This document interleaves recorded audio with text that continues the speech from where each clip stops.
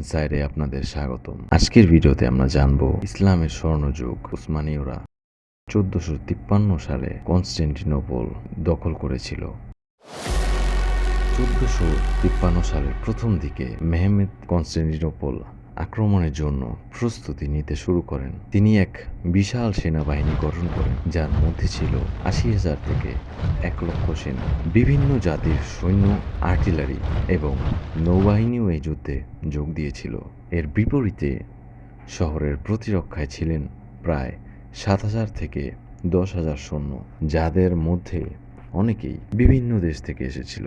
Mehmed দ্বিতীয় 6 April 1453 সালে Constantinople ঘিরে অবরোধ শুরু করেন। কনস্টান্টিনোপল শহরটি ছিল শক্তিশালী প্রাচীর দ্বারা সুরক্ষিত, বিশেষত মারমারা সাগরের দিকে এবং গোল্ডেন হর্নের দিকে। তবুও দ্বিতীয় মেহমেদ পরিকল্পনা করেছিলেন শহরটিকে সম্পূর্ণভাবে দখল করতে। সুলতান দ্বিতীয় মেহমেদ কনস্টান্টিনোপল শক্তিশালী প্রাচীর ভেদ করার জন্য বড় ক্যানন বা কামান ব্যবহার করেন। এই কামানগুলি প্রচুর পরিমাণে গোলা নিক্ষেপ করতে সক্ষম ছিল এবং এ শহরের প্রাচীর ধ্বংস করার জন্য কার্যকরী এক অস্ত্র ছিল। এই কামানগুলি তৈরি করেছিলেন একজন হাঙ্গেরিয়ান যোদ্ধা অরবান, যিনি উসমানীয় সেনাবাহিনীতে যোগ দেন।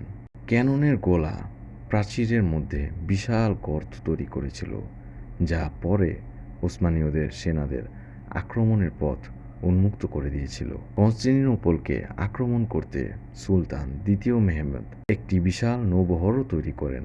তবে গোল্ডেন হর্ন শহরের প্রবাহিত জলপথকে নিয়ন্ত্রণে রাখতে বাইজেন্টাইনদের একটি শক্তিশালী নৌবাহিনী ছিল। সুলতান দ্বিতীয় মেহমেদ ঐতিহাসিকভাবে অনন্য এক কৌশল গ্রহণ করেন। তিনি তার নৌবহরকে সাগরের বদলে খরচে উঠিয়ে গোল্ডেন হর্নে প্রবেশ করান।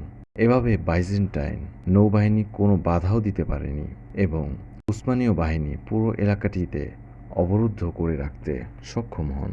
এর বাইরে প্রাচীর ভেঙে দেওয়ার পর কনস্টান্টিনোপল কিছুদিন অনেক কঠোর প্রতিরোধ করে তোলে। বাইজেন্টাইন সম্রাট কনস্টান্টাইন শহরের ভিতরে কিছু সহায়ক বাহিনী এবং কিছু চেক, জেনোয়া এবং অন্যান্য ইউরোপীয় মিত্রদের সহযোগিতা পেয়েছিলেন, তবে তাদের সংখ্যা ছিল খুবই কম। অবরোধের সময় কনস্টান্টিনোপল অভাব দেখা দেয় খাদ্য, অস্ত্র এবং বিভিন্ন ধরনের সরঞ্জামাদির। যদিও শহরের প্রতিরক্ষা শক্তিশালী ছিল। সুলতান দ্বিতীয় মেহমেদ 53 দিন অবরোধের পরে 19 মে 1453 সুলতান দ্বিতীয় মেহমেদ তার বাহিনীর মাধ্যমে শেষ এবং চূড়ান্ত আক্রমণ শুরু করেন।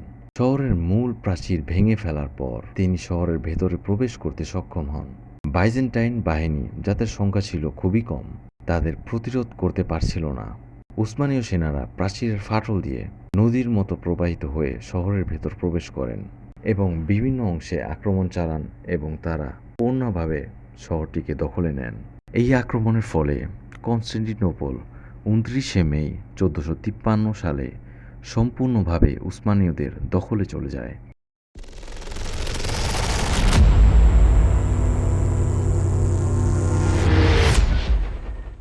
বাইজেন্টাইন সম্রাট কনস্টান্টাইন পালেওলগাসির প্রতিরোধে লড়াই করতে শহরের এক অংশে তার মৃত্যু শহরের শেষ প্রতিরোধের চিহ্ন। কনস্টান্টিনোপল পতনের সঙ্গে সঙ্গে বাইজেন্টাইন সম্রাট ইতিহাসে শহরটি পরে ইস্তাম্বুল নামে পরিচিত হয় এবং এটি উসমানীয় বাহিনীর সাম্রাজ্যের নতুন রাজধানী। কনস্টান্টিনোপল শহরের ঐতিহাসিক স্থাপ মধ্যে আয়া সোফিয়া মসজিদ রূপান্তরিত করা হয়।